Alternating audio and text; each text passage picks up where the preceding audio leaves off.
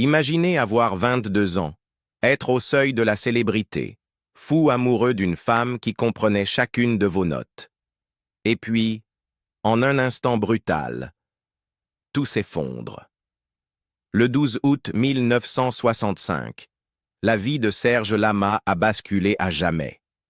Ce soir-là, près d'Aix-en-Provence, il monte dans une voiture avec deux êtres qui comptaient plus que tout pour lui. Ce qui s'est produit ensuite n'a pas seulement ôté des vies, cela a anéanti un avenir. Son monde s'est renversé. Ce qui a suivi n'était pas seulement une convalescence, c'était des décennies à vivre avec la douleur, la culpabilité et des cicatrices invisibles. Chaque pas en avant portait le poids de ce qui avait été perdu. Et aujourd'hui, à 82 ans, après une vie de silence et de chansons qui murmuraient la vérité, Serge Lama admet enfin ce que beaucoup soupçonnaient. C'est l'accident qui m'a abattu. Il n'avait que 22 ans. Jeune, ambitieux, magnétique. Serge Lama, étoile montante de la chanson française, commençait à briller. Après des années de galères dans les cabarets et de petits spectacles dans les clubs enfumés de Paris, il perçait enfin. En tournée à travers la France en première partie de Marcel Amont, véritable idole du moment, Lama vivait son rêve. Mais le destin, comme souvent, en avait décidé autrement. Le 12 août 1965, ce rêve s'est brisé, violemment, sans préavis. La tournée l'avait mené près d'Aix-en-Provence. Ce soir-là, il monta dans une voiture avec deux êtres chers à son cœur, sa fiancée, la brillante pianiste Liliane Benelli, et Jean-Claude Grenassia, son régisseur et frère cadet du chanteur Enrico Macias. Au volant, Jean-Claude lui-même, à peine majeur, fraîchement titulaire du permis et sous pression énorme. Il gérait deux tournées à la fois et roulait à vive allure sur des routes inconnues. Dès le départ, Lama ressent un étrange pressentiment. Un malaise sourd. Il observe la conduite nerveuse de Jean-Claude, les dépassements dangereux, les virages serrés, et ne peut se défaire de l'idée qu'un drame approche. « Je le sentais depuis le début », dira-t-il plus tard. « Je me disais, un jour, il va se passer quelque chose. » Et c'est arrivé. La voiture quitte la route et percute un platane, puis un autre, et encore un autre. Au total, 8 platanes sont percutés en série. Un enchaînement d'une violence extrême. Le véhicule est méconnaissable. Jean-Claude est tué sur le coup. Liliane aussi. Serge Lama est le seul survivant. Éjecté de la voiture, étendu sur le bitume, le corps brisé, Lama lève les yeux vers le ciel nocturne. Il se souvient des étoiles, d'une clarté presque irréelle après l'impact. « Je croyais être Saint-Exupéry », racontera-t-il, en référence à l'auteur aviateur du Petit Prince. Quand on m'a soulevé pour me mettre dans l'ambulance, je me suis dit, voilà, je le savais. Mais l'horreur ne faisait que commencer. À l'hôpital, en reprenant connaissance, Lama découvre toute l'ampleur du drame. L'amour de sa vie, Liliane, est morte. Pianiste de talent rare, elle avait accompagné Barbara avant de rencontrer Serge. Elle était lumineuse, libre, surdouée, et elle l'aimait profondément. Leur amour était fusionnel, intense, digne d'un roman. Et maintenant, elle n'était plus là. Alitée sous morphine, Lama ne faisait que hurler son prénom dans la nuit. Encore, encore, comme pour la ramener. Elle est toujours avec moi, confiera-t-il plus tard.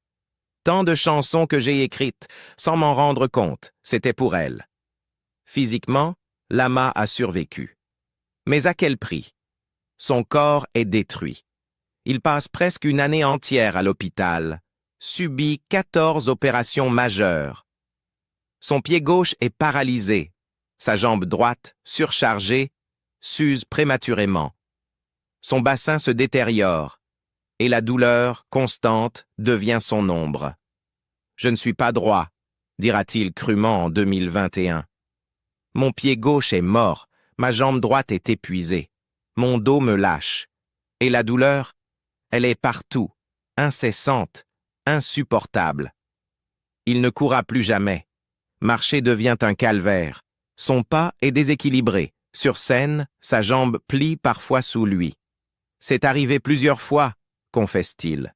Il y a des soirs où je me dis, ça y est, je vais tomber devant tout le monde.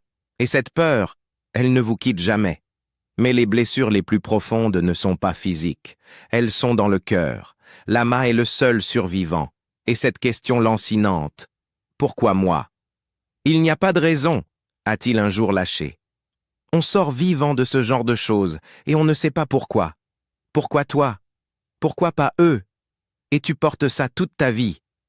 Et il l'a porté, pendant des décennies, à travers les disques, les tournées, les ovations, à travers les amours, les ruptures, les victoires. L'accident est resté une plaie ouverte, mais aussi une source, une énergie émotionnelle brute qui a nourri son œuvre d'une profondeur rare. Un des premiers médecins, après le coma, lui a dit sans détour « Vous ne marcherez probablement plus jamais. Il va falloir penser à un autre métier. » La réponse de Lama, un défi. « Écoutez-moi bien, docteur. Non seulement je remarcherai, mais vous verrez mon nom en lettres rouges à l'Olympia. » Et il a eu raison. À force de volonté et de rééducation, il a retrouvé la station debout. Pas sans douleur, pas parfaitement, mais suffisamment. Suffisamment pour tenir, pour chanter, pour honorer la promesse faite à lui-même.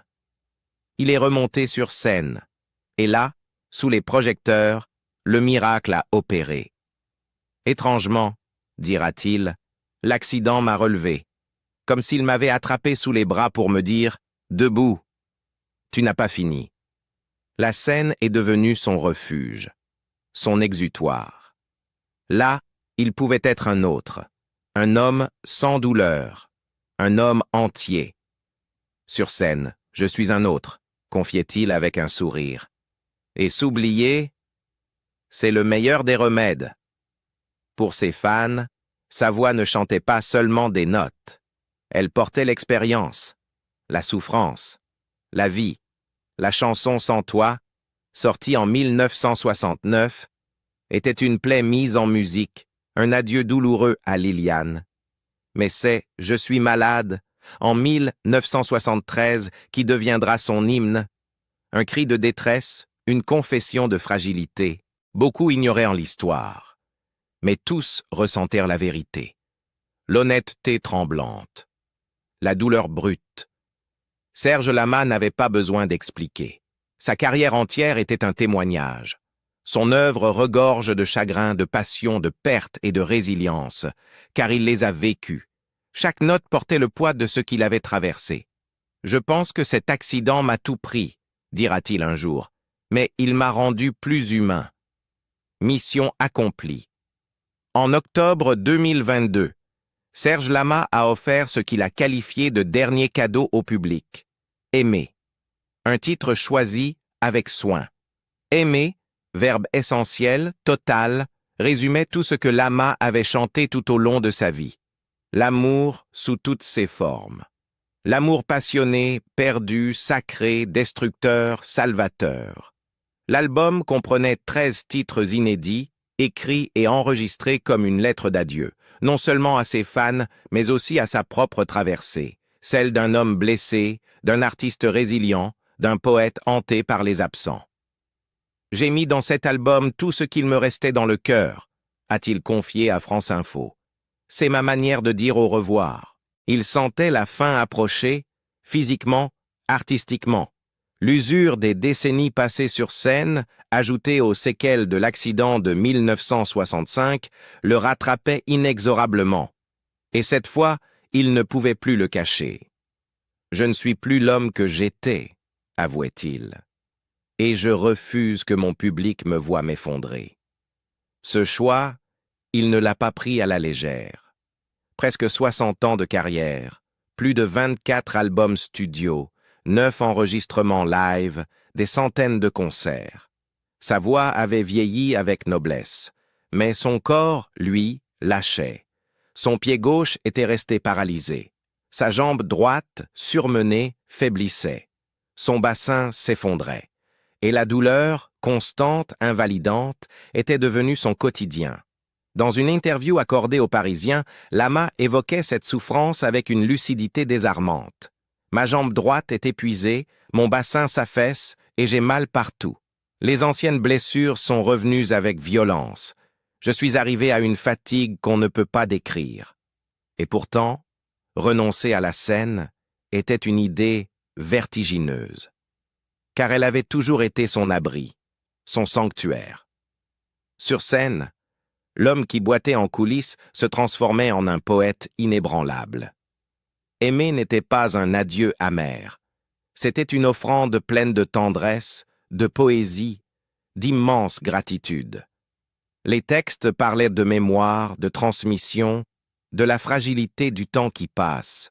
Chaque chanson ressemblait à une dernière étreinte entre l'artiste et son public fidèle, compagnon de ses joies et de ses tragédies. La voix de Lama, marquée par le temps, portait encore cette intensité unique, chargée d'âme, adoucie par l'expérience. La critique salua l'album pour sa sincérité, sa maturité, son courage. Aucune tentative de masquer l'âge ou la douleur. Au contraire, Lama les embrassait pleinement. Dans des titres comme Les choses de rien ou Ma vie, il méditait sur le temps qui s'efface, les bonheurs vécus, les blessures jamais refermées et la paix qu'il espérait enfin atteindre. Il ne cherchait pas les hits. Il ne courait pas après la nostalgie. Aimer était un point final. Et surtout, un acte de respect. Pour lui-même, pour son corps, et pour ce public qu'il avait aimé depuis les années 60. « Je ne voulais pas devenir une caricature de moi-même », confiait-il. « Je ne voulais pas qu'on m'applaudisse par pitié. » À 80 ans, Serge Lama a quitté la scène. Non pas brisé, non pas vaincu, mais debout, fier. Ce n'était pas une retraite. C'était une révérence, une dernière, après une représentation qui avait duré toute une vie. Pour lui, dire adieu à la musique ne signifiait pas renoncer au sens. C'était un geste de dignité.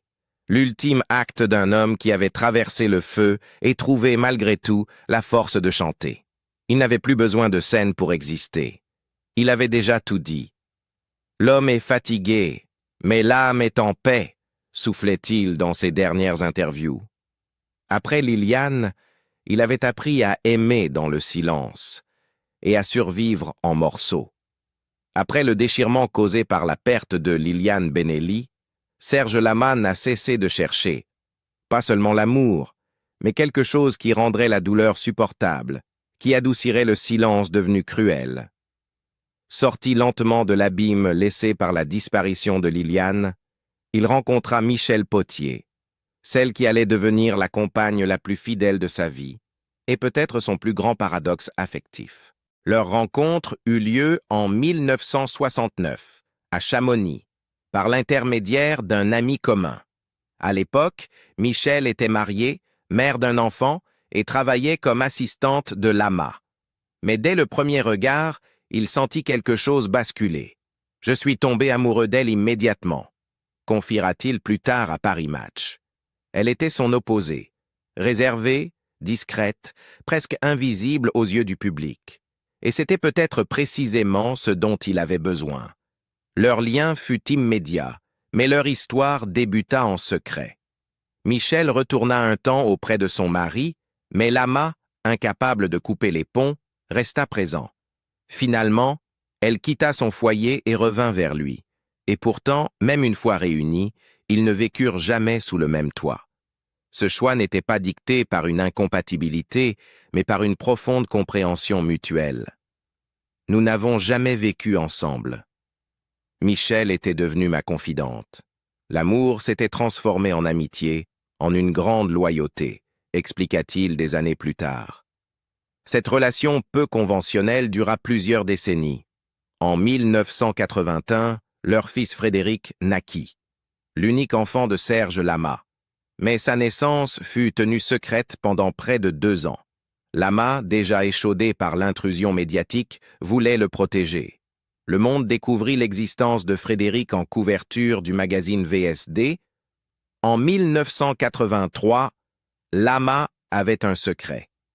À ce moment-là, Michel vivait en semi-retraite en Corse, tandis que Serge enchaînait les tournées. Leur vie fut morcelée, séparée par la géographie, la célébrité et les voyages constants de Lama. Ils ne se marièrent qu'en 1991, 20 ans après le début de leur relation.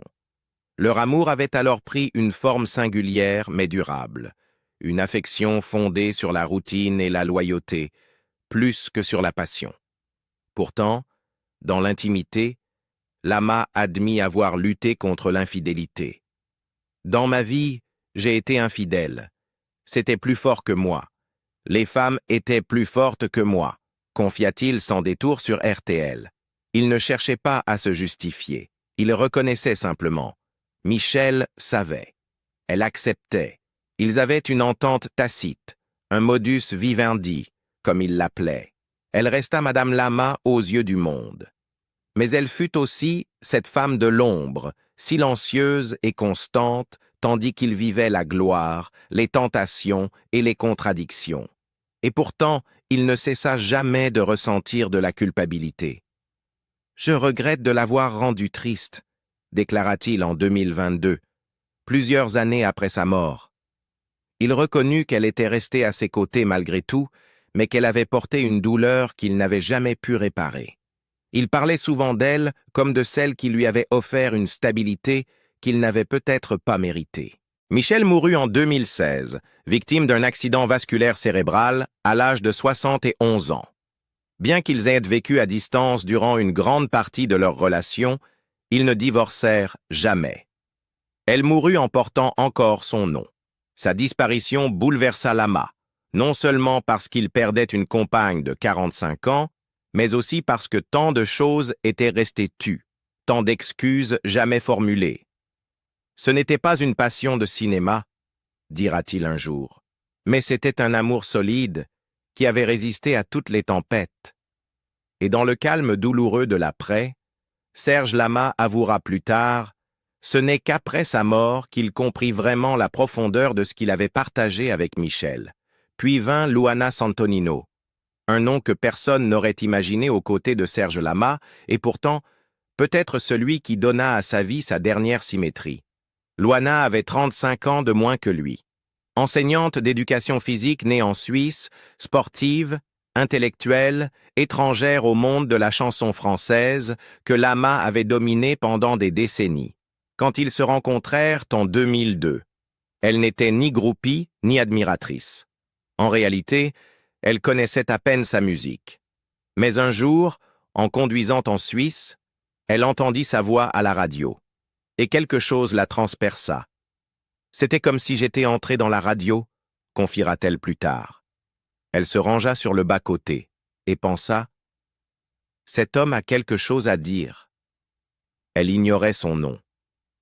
Mais elle savait qu'elle devait le rencontrer. Le destin, ou quelque chose de plus fort, s'en mêla. Quelques semaines plus tard, Lama se produisait à Divonne-les-Bains, à seulement 20 km de chez Luana. Elle assista au concert et attendit à la séance de dédicace. Mais elle ne demanda pas d'autographe. Elle lui tendit un simple mot. « La vie est un coffre plein de secrets. Ne perds jamais la clé. » Quelque chose en elle le marqua. Son visage, ses mots, son énergie. 6 mois plus tard, elle assista à un autre concert. Il la remarqua immédiatement depuis la scène et, à sa propre surprise, se souvint d'elle. « Je suis sans doute l'artiste français qui a le plus tourné. Avec tous les visages croisés, comment ai-je pu m'arrêter sur celui de cette fille vue des mois plus tôt ?» dira-t-il un jour. Il l'invita à dîner.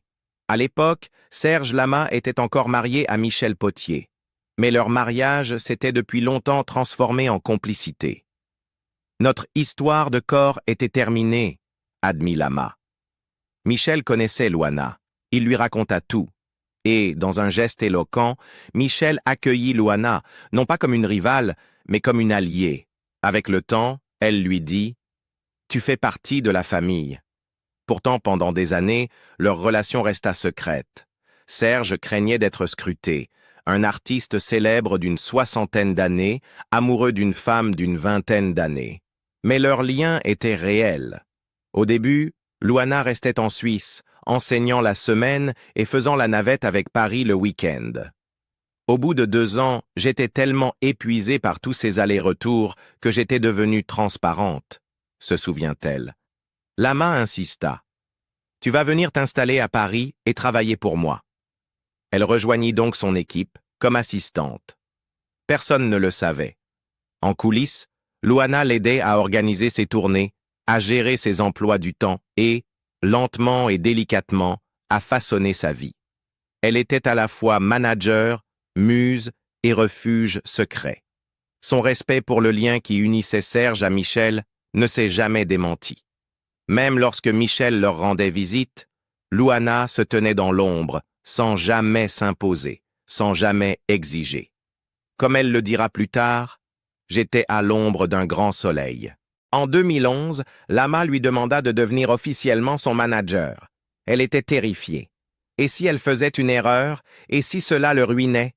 Puis, en 2020, après près de 2 décennies de vie commune, Lama posa une question différente, nonchalamment lors d'un appel téléphonique à une amie, en présence de Luana. « Et si j'épousais Lou, tu penses ?» Elle était stupéfaite, mais c'était logique. À ce moment-là, Michel était décédé. Frédéric, le fils de Lama, avait donné sa bénédiction. La famille de Luana l'adorait. Ils avaient passé des vacances ensemble, et Lama savait la vérité. « Je ne sais pas quand je vais partir. Puis-je quitter cette femme comme ça, sans lui donner mon nom? » Non, ce n'était pas possible. Luana Santonino était censée s'appeler Lama. Ils se sont mariés le 11 février 2021, jour de son 78e anniversaire et de sa première apparition sur scène. La cérémonie était présidée par Rachida Dati, maire du 7e arrondissement. Intime, émouvante et discrètement provocante, Lama portait un costume et des baskets. Luana était en blanc. Et pour la cérémonie religieuse qui a suivi, l'artiste lyrique Vincent Niclot a chanté « l'Ave Maria ». Aujourd'hui, Lama porte 2 alliances. À sa main droite, Michel. À sa gauche, Luana. 2 vies, 2 héritages. Et il insiste sur leur coexistence. « C'est important pour nous que Michel reste présente dans nos vies », a-t-il dit. Et Luana acquiesce. Leur maison est imprégnée de poésie et de routine. Chaque matin, Serge lui écrit un poème d'amour. Elle prépare minestrone et desserts italiens. Il rit. Ils se disputent. Il lui dit, même lorsqu'elle est à ses côtés, « Tu me manques ». Il la regarde avancer dans la vie et murmure, « Reçois, arrête de chercher à tout comprendre, reçois ». Luana est devenue plus qu'une amante. Elle est sa paix. « C'est un punching ball », dit-elle de Serge. Il a été frappé, et je pense que c'est ce qui m'a attiré vers lui. Le désir de le guérir. Il lui a donné un but, et en retour, elle lui a offert une seconde jeunesse. En public, il l'appelle « mon dernier amour » et le seul amour bâti sur des fondations solides. En privé, elle est son miroir, sa protectrice, son échappatoire. Maintenant, leurs familles ne font plus qu'une. Frédéric a une fille, et Luana est sa marraine. Ils passent les vacances ensemble, comme si l'histoire s'était réécrite en quelque chose de plus doux. Et lorsqu'on lui demande ce que ressent ce chapitre de sa vie, Lama répond simplement « C'est une grâce ». Ce n'était pas seulement un accident de voiture, c'était un avant et un après. À 22 ans, Serge Lama a perdu la femme qu'il aimait, l'homme qu'il était et la vie qu'il aurait pu avoir. Aujourd'hui, à 82 ans, il admet enfin la vérité. Chaque fois qu'il a chanté toute la nuit. Il a vécu, mais est-il vraiment revenu? Au cours des années qui ont suivi, il a tenté de se reconstruire à travers des amours compliqués, des loyautés discrètes et une relation longtemps cachée qui allait devenir son dernier refuge. Dites-nous ce que vous en pensez. La musique l'a-t-elle sauvé ou l'a-t-elle emprisonné dans ce moment? Aimez, commentez et abonnez-vous pour découvrir d'autres histoires de survie, de chagrin et d'héritage.